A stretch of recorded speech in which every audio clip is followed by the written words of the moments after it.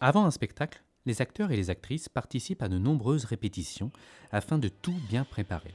Les textes, les costumes, les effets, etc. Lorsque les répétitions sont de vraies catastrophes, cela ne peut présager qu'un bon spectacle. Du moins, c'est une motivation pour conjurer le mauvais œil et se porter chance. Après les répétitions, le temps de la première. Les comédiens et les comédiennes ne se souhaitent jamais bonne chance avant un spectacle. Savez-vous pourquoi ? Ils utilisent le mot de Cambronne. En effet, cela vient de l'époque où les spectateurs étaient déposés devant le théâtre en calèche.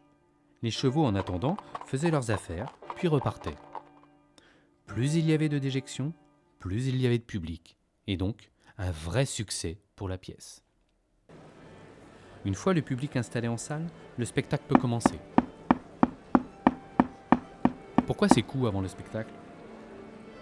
Le régisseur en coulisses bat le rappel des troupes en prévision du début du spectacle, avec les 12 premiers coups.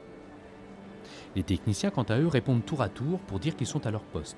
Un coup venant en haut, les cintres, un autre pour l'équipe des dessous, et le troisième pour les techniciens du plateau. Tout le monde est prêt, le spectacle peut commencer. Pendant la représentation, les acteurs ont interdiction de siffler. Mais pourquoi donc ? Cela pouvait gêner les techniciens.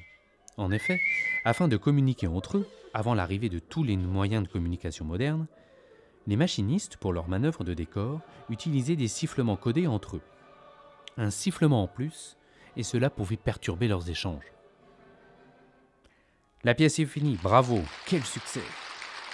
Le temps est maintenant venu pour les démontages techniques et le rangement.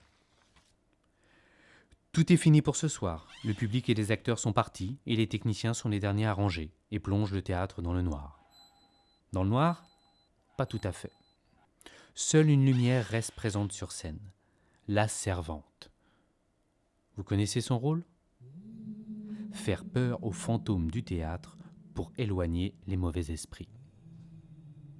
D'un point de vue plus pratique, elle permettait de toujours se repérer dans les théâtres sans avoir à tout allumer.